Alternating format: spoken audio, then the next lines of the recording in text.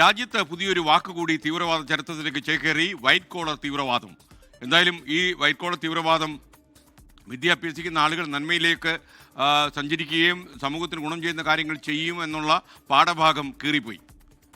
എന്തായാലും അത് ഈ നമ്മുടെ ഈ ഡൽഹി സ്ഫോടനത്തിൽ ഈ ഇങ്ങനെയുള്ള പ്രൊഫഷണലുകൾ ഇൻവോൾവ് ചെയ്യുന്നു എന്നുള്ളത് തെളിയിക്കപ്പെട്ട് കഴിഞ്ഞു. കസ്റ്റഡിയിലെടുത്ത ആൾക്കാരെയൊക്കെ ഇനി കൂടുതൽ ചോദ്യം ചെയ്യണം. എങ്ങനെയാണ് ഇവർ ഈ വൈറ്റ് കോളർ തീവ്രവാദം ഇന്ത്യയിൽ വേരുപിടിപ്പിക്കാൻ ശ്രമിച്ചതെന്നൊക്കെ അറിയേണ്ടതുണ്ട്. അതുപോലെ ഫരീദാബാദിലെ പരിശോധന, അവിടെ നിന്ന് സ്ഫോടക വസ്തുക്കൾ പിടിച്ചിരിക്കുന്ന വാർത്ത കൂടി വരുമ്പോൾ വിനീത വിജി കൂടി ചേരുകയാണ്. വിനീത, വിശദാംശങ്ങൾ.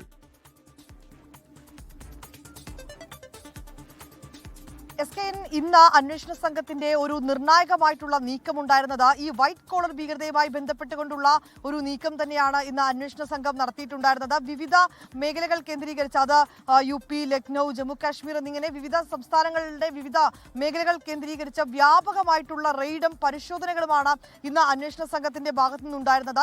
ഞാനിപ്പോൾ നിൽക്കുന്ന ഈ സ്ഫോടനം നടന്ന മേഖലയാണ്. ഈ സ്ഫോടന കേസ് അടക്കം അന്വേഷിക്കാൻ വലിയൊരു സംഘത്തെ തന്നെ അന്വേഷണ സംഘം രൂപീകരിച്ചിട്ടുണ്ട്. ഡൽഹി പോലീസിന്റെ 500-അംഗ സംഘമാണ് ഈ കേസ് അന്വേഷിക്കുന്നത്. ഇത് കൂടാതെ തന്നെ UPയുടെയും ജമ്മു കാശ്മീരിന്റെയും ഹരിയാനയിലെയും ഒക്കെയുള്ള പോലീസിന്റെ സംയുക്ത സംഘം വിവിധ മേഖലകൾ കേന്ദ്രീകരിച്ചുകൊണ്ടാണ് ഇന്ന് പരിശോധനകൾ നടത്തിയിട്ടുണ്ടായിരുന്നത്. അതിൽ ഞെട്ടിക്കുന്ന ഒരു വിവരം നമുക്ക് ലഭ്യമായിട്ടുണ്ടായിരുന്നത് ഈ വൈറ്റ് കോളർ ഭീകരതയുമായി ബന്ധപ്പെട്ടുകൊണ്ടുള്ള ചില വിവരങ്ങൾ തന്നെയാണ് ലഭിച്ചിട്ടുണ്ടായിരുന്നത്. വൈറ്റ് കോളർ ഭീകര സംഘത്തിന്റെ പ്രധാന ആസൂത്രകൻ മൗലവി ഇർഫാൻ ആണെന്ന് അന്വേഷണ സംഘത്തിന് വിവരം ലഭിച്ചിട്ടുണ്ട്. ഈ മൗലവി ഇർഫാൻ ശ്രീനഗർ ഗവൺമെന്റ് മെഡിക്കൽ കോളേജിൽ ഒരു ഫാർമസിസ്റ്റായി പ്രവർത്തിച്ചിട്ടുള്ളതായും അന്വേഷണ സംഘത്തിന് വിവരം ലഭ്യമായിട്ടുണ്ടായിരുന്നു. കഴിഞ്ഞ ദിവസങ്ങളിലടക്കം അറസ്റ്റിലായ ഡോക്ടർമാരെ ഈ ഭീകര സംഘടനയായ ജയ്ഷെ മുഹമ്മദുമായി കണക്ട് ചെയ്തിരുന്ന ഒരു പ്രധാന കണ്ണി എന്ന് പറയുന്നത് ഈ മൗലവി ഇർഫാൻ ആയിരുന്നുവെന്നും അന്വേഷണ സംഘത്തിന് വിവരം ലഭിച്ചിട്ടുണ്ട്. ഒപ്പം തന്നെ കഴിഞ്ഞ ദിവസം അറസ്റ്റിലായ ഒരു വനിതാ ഡോക്ടർ, അവർ ലക്നൌവിൽ നിന്നാണ് അറസ്റ്റിലായത്. ആ ഡോക്ടറുടെ വാഹനത്തിൽ നിന്ന് AK-47 അന്വേഷണ സംഘം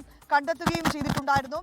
ഈ ഡോക്ടറെ കേന്ദ്രീകരിച്ച് ഇന്ന് അന്വേഷണം നടത്തിയിട്ടുണ്ടായിരുന്നു. ഈ ജയ്ഷെ മുഹമ്മദ് എന്ന ഭീകര സംഘടന വിനീത വിജിയാണ് ഡൽഹിയിൽ നിന്ന് വിവരങ്ങൾ നൽകിയത്.